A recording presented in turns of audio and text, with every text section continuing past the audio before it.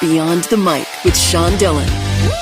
We're joined on the Starline by an award-winning writer, editor, graphic designer, sports writer, and travel journalist.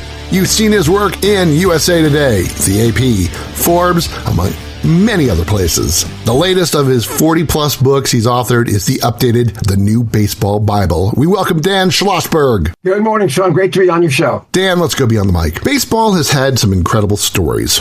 From a midget taking 4 balls, to a game being postponed due to fog, and a homicide. What story interests you the most from this book? Oh, if you're talking about postponements, they've had snowball fights that have stopped games. They've had all kinds of things. I mean, sometimes a player would come out with a tennis racket and say, might as well use this because bat's not going to do me any good. It's too dark. Those were in the days before lights. So all kinds of stuff happened in baseball. And this book has it all. It's got everything you want to know about baseball, but we're kind of afraid to ask, like the Woody Allen movie. Do you believe banning the shift in the pitch clock has helped or hurt baseball? Banning the shift has definitely helped. I think pitch clock has helped as well. However, if you want to ask me about a designated runner in the 10th inning, that's been a disaster.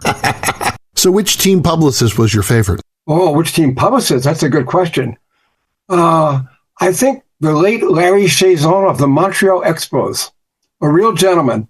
And I loved covering Expos games because he was there. Dan, how has baseball made you happy? It's a relief from all the pressures of life. Don't have to worry about the political aspect, especially if you don't agree with who's in the White House or whatever. You don't have to worry about your wife nagging you. You don't have to worry about your dog having an accident on the floor and having to clean it up. So baseball has been a relief, just a great place to go for fun. It's time for the Rockin 8 random questions answer with the first thing that comes to your mind. There is no pressure. Dan, it's the best game you ever saw live. No question. 1992 NLCS Game 7. Pittsburgh at Atlanta. Pittsburgh leads 2-0 going to the bottom of the ninth. The Braves score 3 and win the pennant. Which player, who's not in Cooperstown now, deserves to be in? Steve Garvey. If you could change one rule to make the game better, what is it? I would end the ridiculous free runner rule in extra innings. Oh, I'm all for that. 10 words or less about the Savannah Bananas. Great entertainment. Glad to have them in baseball. Dan, since you are a travel writer, where's the best place to travel on vacation? The Four Corners area, Colorado, Utah, New Mexico, Arizona. Oh, beautiful place. Best memory at Syracuse. When the sun came out for the one day it was out in the 4 years I was there. Fill in the blank time. Blank will win the World Series this year. The Atlanta Braves, no doubt. You got to support your hometown team. If you could own a major league franchise, which manager, dead or alive, would you want? Bobby Cox. Great choice. It's time for the back half with Dan Schlossberg. His incredible book is The New Baseball Bible, and he joins us beyond the mic. Dan, give us the best player for each position you ever saw live. That's a good one.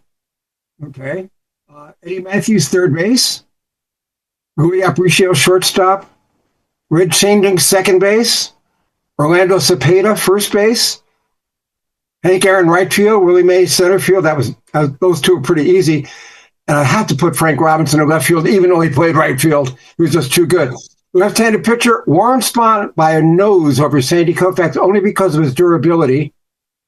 And right-handed pitcher, Juan Marichal. Why did you fall in love with baseball? It was a game that I could play, and anybody can play. It doesn't matter your size, your sex, your age. Anybody can play baseball and understand it. Do you still have the same passion for the game today? More than ever, although I grew up in the 50s and 60s, and I don't like all the extra playoff rounds, because anything that compromises the integrity of the World Series is not good for baseball. Would you rather have baseball move back to 154, 148 games? Well, 154 I could live with, but less playoffs. What I'd like to see is expansion of 32 teams. Then you could have 4 8-team leagues. No, I'm sorry, 4 8-team leagues is correct. My math isn't great sometimes. I was told there would be no math. What's your favorite story from the book? Really good question, and nobody's ever asked me that before. Oh, I think possibly the Baseball Hall of Fame and the inductions, because every induction weekend, they have something called the round table on the day after the induction.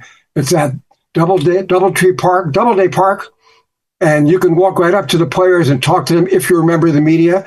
And when Mike Piazza was coming off the stage after his roundtable was finished, I said to him, Mike, this was the bar mitzvah you never had. And he just laughed. For his contributions to baseball, should Pete Rose be in the Hall of Fame? He's already in the Hall of Fame. There are pictures of him, all his feats and everything he did everywhere. He's just not in the Hall of Fame gallery. And he shouldn't be. He lied for 25 years. If he would have said early on, I made a mistake, I'm sorry, he'd be in. He never did. For his contributions to baseball, should Shoeless Joe Jackson be in the Hall of Fame? Yes, definitely. He batted .375 in the 1919 World Series. That led both teams. It's time for one big question with the author of the new baseball Bible, Dan Schlossberg, be on the mic.